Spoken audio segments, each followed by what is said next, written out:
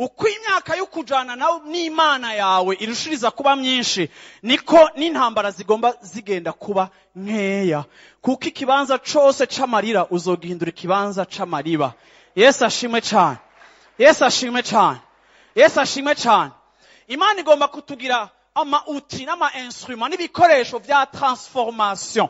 Aho turi ibintu birahinduka. Aho dushitse ibintu birahinduka.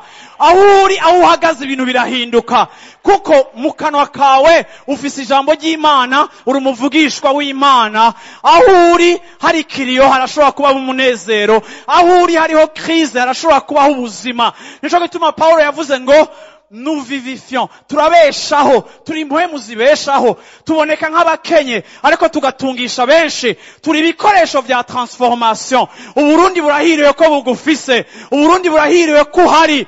Wowe nuri muri babandi bacaje ngo tunakufa, ngo baripandisha gitoro, baripandisha binapanda na si tunapanda mu izina rya Yesu Kristo. Haleluya. Yesu ashimwe cyane.